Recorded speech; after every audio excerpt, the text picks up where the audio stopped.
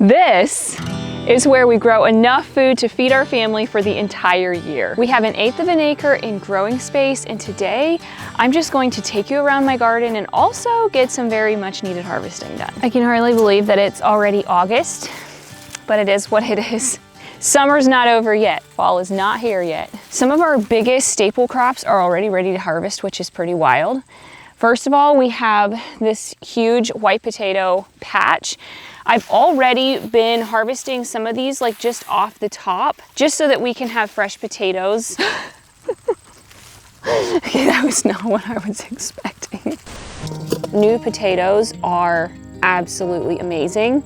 And these red ones aren't quite as good for storage, so these are the ones that I like to eat fresh as much as possible. There's definitely some weeds in this potato patch.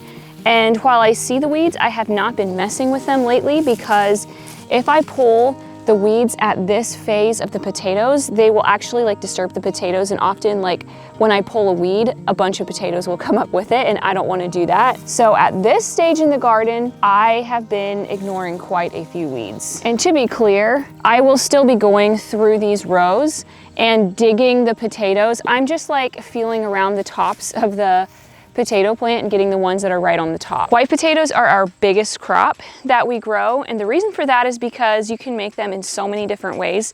They're filling, they're nourishing, they're nutritious, and I don't have to preserve these. I can just cure them for a couple weeks and then put them in our cold room in our basement, and we can eat those for the entire year. All winter long, we're eating these fresh potatoes without any canning or freezing or anything like that. Next to our potato patch, we have our sweet corn patch. It's a little bit later than usual this year because we had to replant some of the stuff because of the cold weather that we had.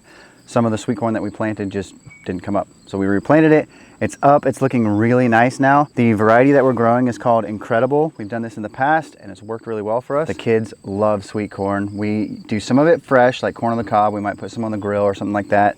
But then a lot of it we'll take off the cob and we'll put it in bags and put it in the freezer, and then we'll eat that for the winter. You can see the silk here is just starting to die. So this should be ready in about a couple weeks. I absolutely love growing tomatoes, and this year they are doing so well. I really don't think I have ever had tomatoes that are this stunning. I'm so pleased with them. I am just starting to get my very first tomato harvest. These are not giving me a bumper crop yet. They will. My cherry tomatoes were the first to start, so we've definitely been picking these. I rely heavily on my tomatoes for all of our sauces. Cody has a real struggle with eating any kind of sauces like tomato sauces from the grocery store. Even organic ones are a struggle for him because he gets heartburn from them. And so I can all of our tomato sauces. I do salsa, barbecue sauce, ketchup, marinara, chunk tomatoes, tomato juice, all of that. In past years, I have done like 10 tomato plants, but this year I did 13 to 15. I'm not sure exactly how many, because I wanted to do an extra amount because our kids are getting older and they're eating so much food. My preferred method when it comes to growing tomatoes is instead of planting bukus of tomatoes, I just take really good care of a small amount. That way it really maximizes my space. My favorite variety is Amish paste, which is these right here. Absolutely love these things. They have nice, big, meaty tomatoes that are really great for sauces because they aren't super watery. They're just like a paste Roma tomato. Because we live in Ohio and the weather is really damp, I have to pay special attention to my tomatoes if I don't want them to come down with disease. If I would just leave my tomatoes, they would already have such bad blight, you wouldn't believe it. The first thing that I do is I prune all of the branches off the bottom of the tomato plant so that the stems are bare. The reason for that is because I don't want any of my leaves touching the ground because a lot of disease is soil borne. The other thing that I do is every single week I spray these with an organic fungicide that is like the base of the spray is peroxide and then another kind of acid. According to Berlin Seed Company, which is a company that I really trust and love for all of my seeds and sprays and everything, they say that Xeritol, which is the spray that I use, is one of the safest ones available. So that is what I use for my tomatoes, along with a dash of dish soap to help it stick, and then also a splash of liquid seaweed. That just feeds them and gives them an extra oomph, because my thinking is that if they have a disease, if they are struggling with fungus, they need extra nutrition. So that is all that I do. When it comes to actually like officially pruning my tomato plants, I don't actually do it. I will cut branches off here and there if I feel like the plants need more airflow, but when it comes to like picking off all the suckers and stuff, I don't take the time to do that, and I still get a bumper crop off of my tomato plants. We're glad to have BetterHelp as a sponsor of today's video, and I just wanted to say that growing all this food can get a little overwhelming at times, but no more so than many other things in life. Overwhelm is something that Michelle and I have both dealt with on our homestead, and helping others avoid that is one of the big reasons we started our YouTube channel. I'm sure each one of you, even if you're not growing a huge garden or preserving a lot of food, can point to something in your life that has caused you to struggle with overwhelm or anxiety. I've struggled with overwhelm in different areas of my life, along with anxiety and depression. Michelle is a really good person to talk to, but I found that for myself, I need an outside perspective to deal with some of that stuff. Therapy has played a big role in my journey, and I truly feel like it's something that everyone should consider. BetterHelp is the sponsor of today's video, and their mission is to make starting therapy easier. You just go to their website, answer a few questions, and you'll get matched with a therapist in as little as a couple days. It's all online too, so no needing to drive far to get to a therapist. Once you're matched, you can talk to your therapist through phone call, video chat, or messaging, and they want to make sure you feel comfortable too, so if for some reason you feel like you're not vibing with your therapist, you can switch anytime for no extra cost. So go to betterhelp.com/morethanfarmers. The link is in the description, and you'll get 10% off your first month of therapy. I had my kids pull these cucumbers out yesterday. It was crazy. It was like within a week they were dead. They were looking green and beautiful. They were like all the way up here, flowers everywhere. And then we had a really hot day and boom, they were gone. But it was a win. They gave more cucumbers than they did last year. I feel like every single year I have a little bit more success with cucumbers. I have a couple grocery bags full of cucumbers inside in my refrigerator, and I also have canning shelves full of quart jars of pickles. So I am very pleased with what my cucumbers did for me this year. I thought about doing like planting another bed of them and seeing if I can have a fall crop. But last year I tried that, and the cucumber beetles are so bad right now that they took the plants down when they were this tall. So I would have to cover them with insect netting and all the things, and I'm not sure if I have what it takes to get that done this year. We'll see. Just the other day, I planted a couple rows of red beets here and radishes there. This is gonna be like for a nice fall crop, and they are already popped up. And here is a snake skin. I have a friendly little snake living under this raised bed. People ask me all the time, like, aren't you scared of like bugs and snakes and all the things? Not really. Like here in Ohio, the snakes are not poisonous, at least not for the most part. And keep in mind that snakes and beneficial insects actually help you in your garden. Don't be afraid of them. Don't go killing the snakes in your garden. Talking to you, Cody. I hate snakes in the garden, and I would kill them if Michelle wouldn't come after me then with a stick.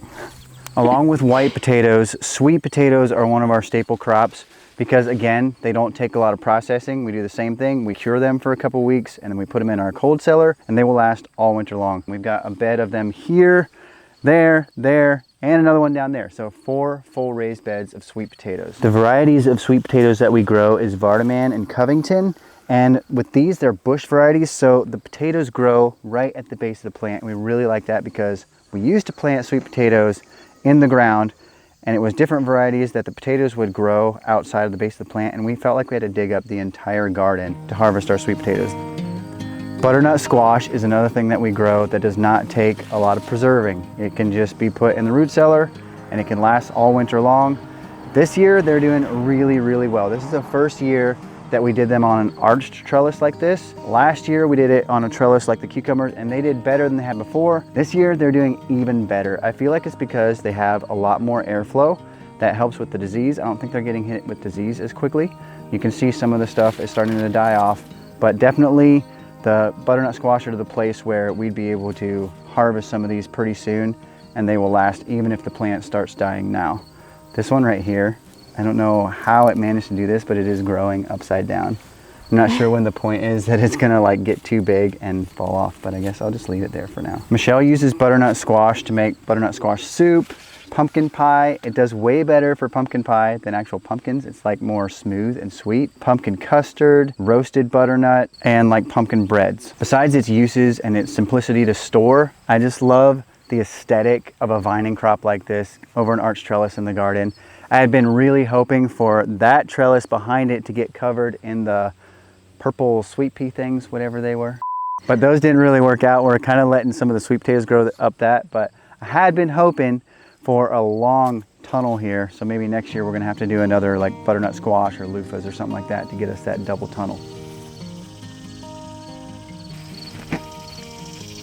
I have one more quick thing to say about these butternut squash. I am seeing that there are some little eggs on the leaves again, which is frustrating. For a while, I was being very diligent about coming out here and taking care of all the eggs and all the bugs. But honestly, I pretty much gave up the fight now. The butternuts are at a place where they are going to be ripe and ready, even if the plants die. And so I just don't have time to be spending as much time out here in the garden with maintenance now that it's harvesting and preserving season. On either side of these butternuts, I have peppers. So this year I did 2, 4, 6, 8, 10, 12 peppers, which is more than I normally do. But my kids just love coming out to the garden and eating peppers whenever they want. And so I was like, it's an easy snack. Why not plant enough that they can do that without asking? So this year I did a bunch of banana peppers and they're going bananas. And I have been canning these. It looks like I'm gonna have to can some more. That was one of my kids' garden requests this year is, Mom, please can those banana peppers that you get on like pizzas and stuff. They just love them.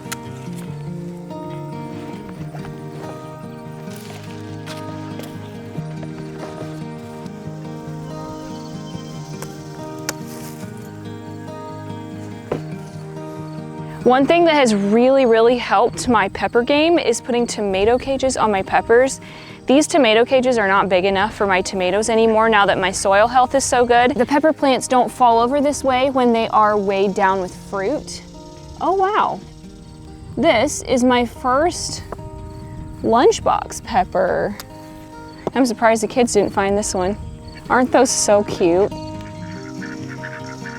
Hi, duckies! My ducks now know that it's cherry tomato and raspberry season, and so they like follow me around and stand sideways and like look at me with one eye. They just like stare at me. It's the cutest thing ever. They're going over to the cherry tomatoes right now. Unfortunately, ducks will eat low-hanging fruit off of things, and so you kind of have to be okay with that if you want them in your garden.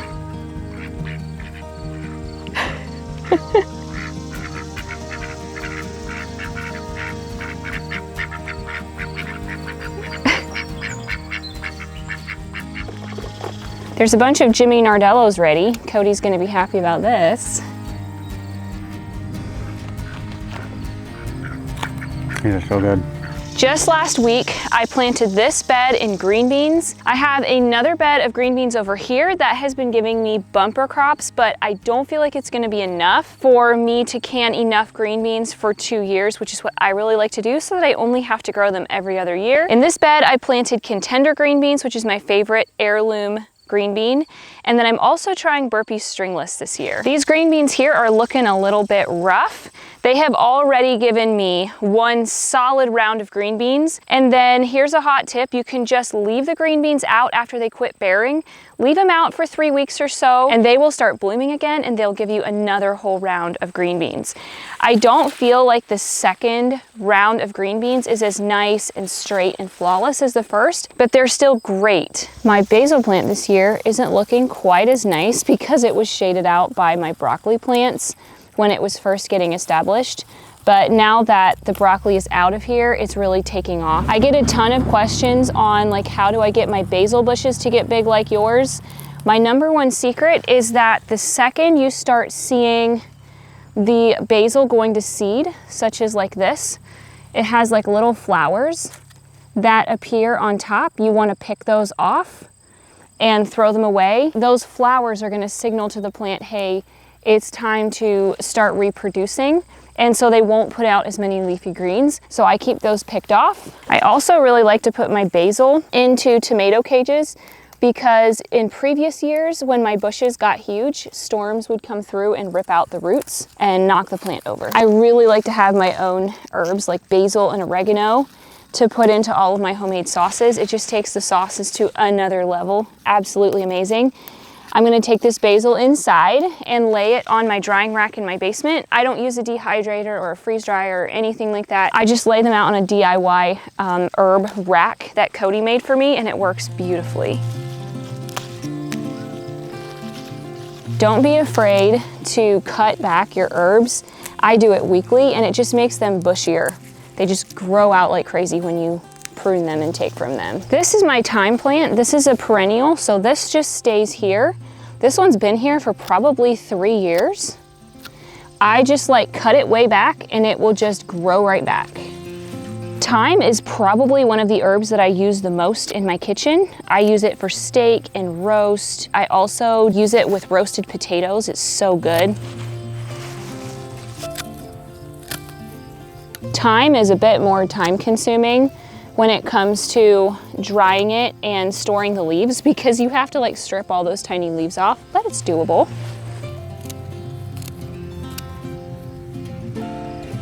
This here is my strawberry patch, and I don't want to talk about it. So my strawberry patch has totally gone up in weeds. I've been struggling really bad with this patch now for 2 years.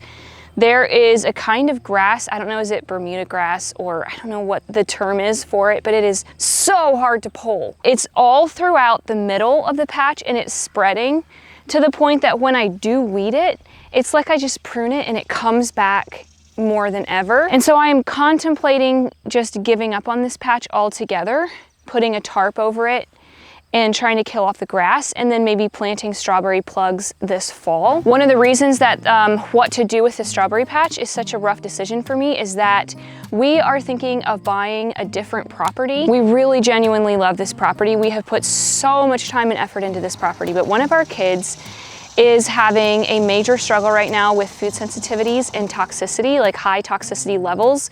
When she was tested, she had a lot of agricultural chemicals in her system. I know that some people say they're not poisonous. I just simply don't agree with that. I think they are very toxic and poisonous. We have a field, a conventional field, just yards from our garden, and the overspray is real.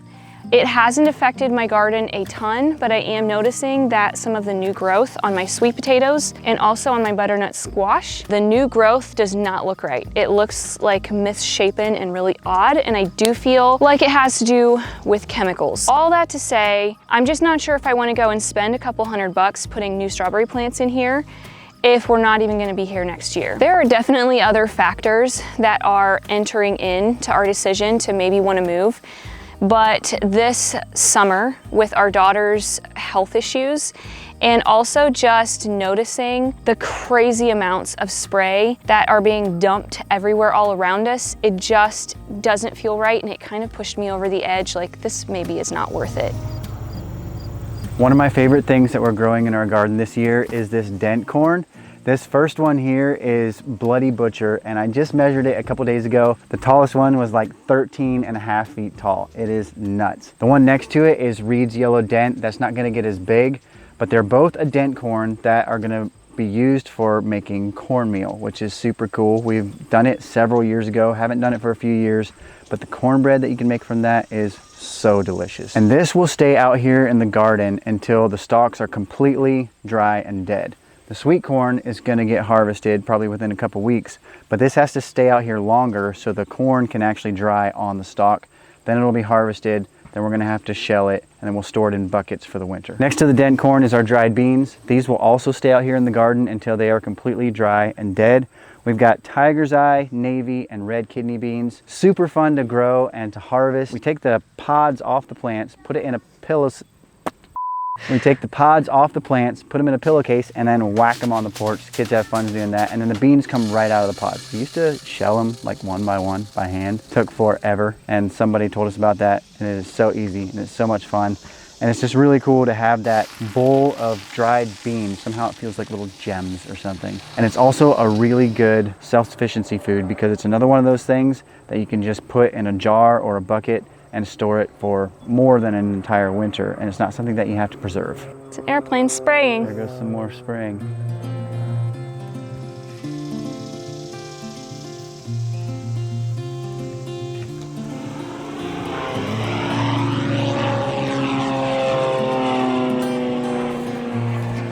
My herbs are really slowing down. I'm still picking some calendula.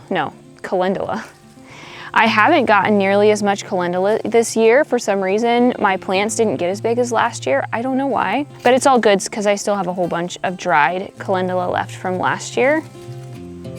Obviously over here, my chamomile has died, so this is completely over with. And my other herbs, I have not been picking them nearly as often. Herbs are something that I really focus on very heavily in the springtime when they are lush and green and beautiful. But then once it starts getting hotter, they just aren't quite as nice. And I also don't have nearly as much time.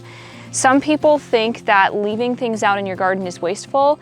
I don't see any of that as waste. I think when you are living on a homestead and you're surrounded with food, waste just looks a little bit different. I don't have all of the time and energy and space to be sending all of this food, like harvesting it and sending it to food banks and stuff like people say I should be. So I let the bees enjoy it, I let the chickens enjoy things, and I also let some things just go break down and go back into the soil. To me, that's not waste. This parsley is still doing really well, and I also have a bunch of parsley up in my green stock that I've been pulling from for meals. This sage bush has just completely taken over, and it's kind of crowding out other stuff, so I'm gonna have to probably take part of this plant out because I don't need this much sage. This sunburst squash plant is not looking amazing anymore. It took a hit a couple days ago. They go down in one day. It's crazy. I'm guessing it is like a vine borer or something. The cool thing about the patty pan style squash is that different parts of the stem will start taking root. And so even though the vine borers kill one section, another section can continue growing. So this here is fresh new growth from a new part of the stem. And I really think that that's why these squash plants do so much better for me than normal zucchini plants. I'm barely able to keep up with the amount of squash that I'm getting these days. And so I have started picking these a little bit smaller so that I have less squash to deal with. They're just really like young and tender and sweet this way. I really like them small.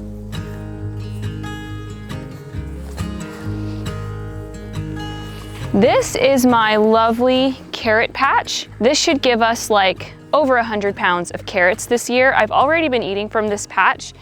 These carrots are not quite ready. They're still pretty small, but they just taste so good. The kind that I grow is Danver Half-Long. I really like these because they're short and stout, and so they last really, really well in storage. This bed of carrots here is going to be like my workhorse carrots that are gonna store in the refrigerator all winter long, and then in a couple weeks I'm going to be planting another entire bed of carrots out in the garden, and those are going to be our like snacking fall carrots. When the frost hits the carrots, it makes them really sweet, so I like to have fall carrots. Hi duckies, you want raspberries? Here you go.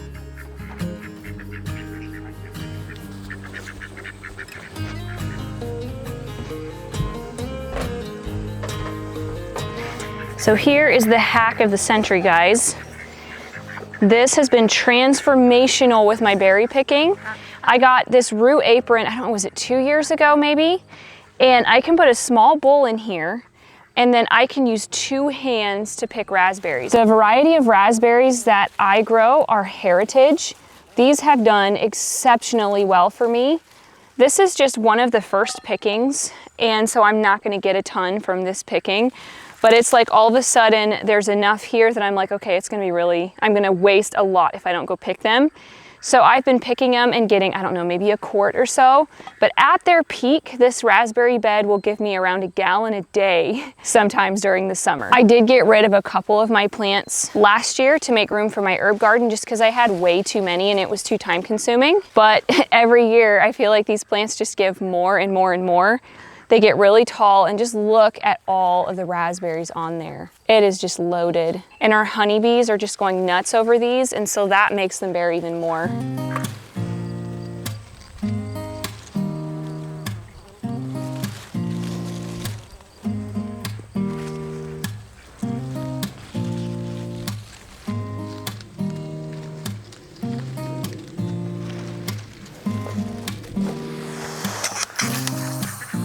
It's time to harvest our onions. Onion harvest is a little bit of a bittersweet feeling for me, I guess. It's kind of the first thing that we harvest that's gonna go into our cold cellar. And so it's fun, it's exciting, but it's also a sign that winter is on its way here. Fall is a really good time of year. I absolutely love the fall, but I'm not a huge fan of the winter here in Ohio. But we're about to harvest a bunch of onions and it's gonna be fun whether fall and winter is coming around. This is my onion patch here. Normally I shoot for around like 100 onion plants. This year I did considerably more than that, but then I also thinned them pretty hard and we were using them as green onions and stuff. My all-time favorite variety of onions to plant is Patterson, and this year I did an experiment.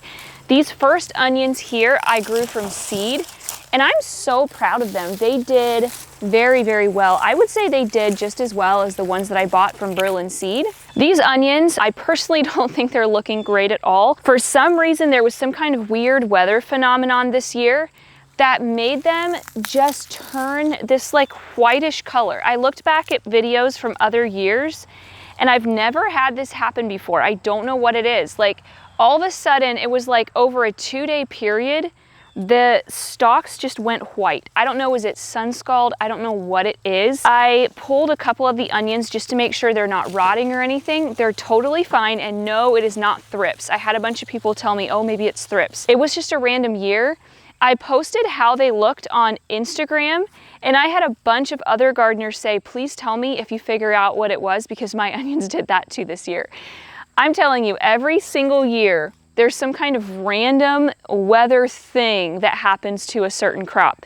I've been growing onions for over a decade. I've never had this issue. So hopefully they'll be fine. Hopefully they'll store just as well. I mean, they look fine. Let's get out, we can leave this city. Let's drive to the open air.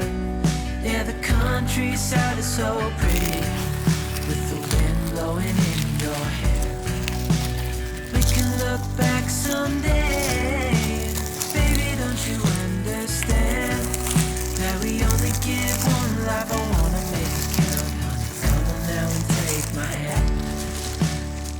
For some reason, my Red Wing onions did not do as well this year.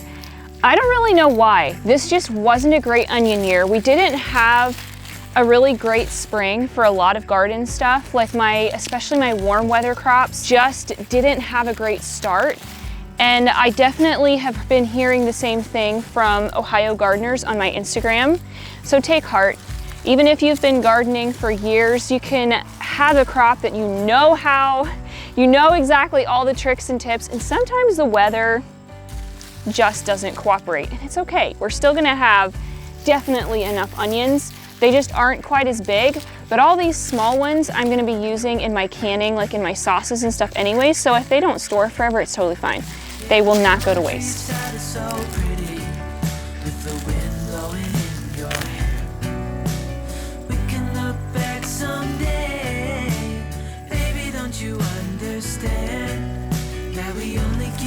No!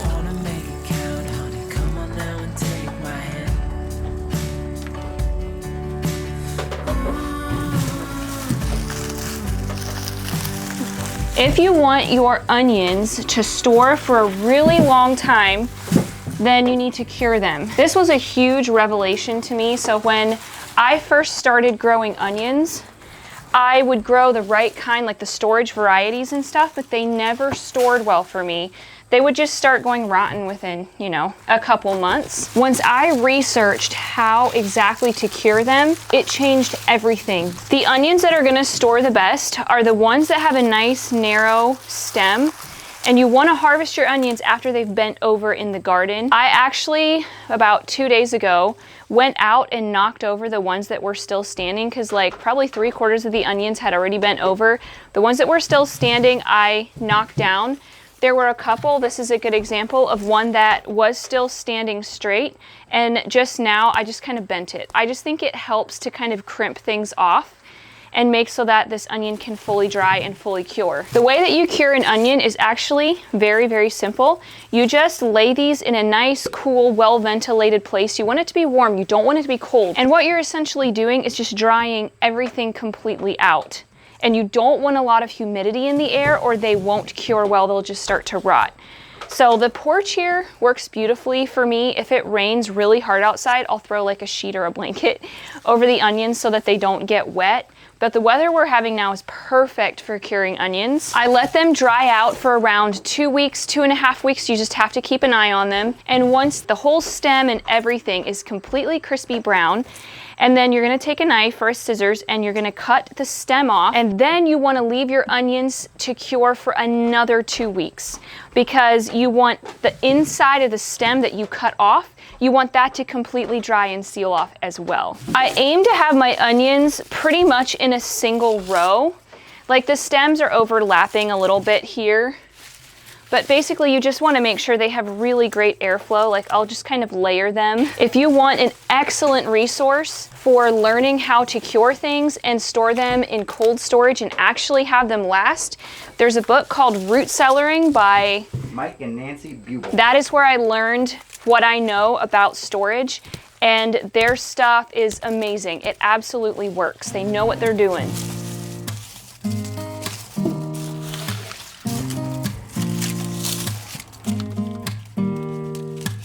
This right here is kind of the first phase of harvesting and storing root vegetables for the winter.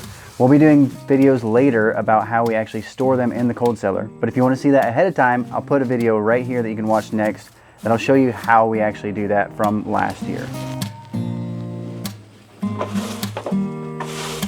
I don't think they liked it.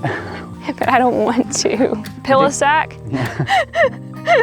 And the one little duck with the feather on his back. He led the others with a quack, quack, quack.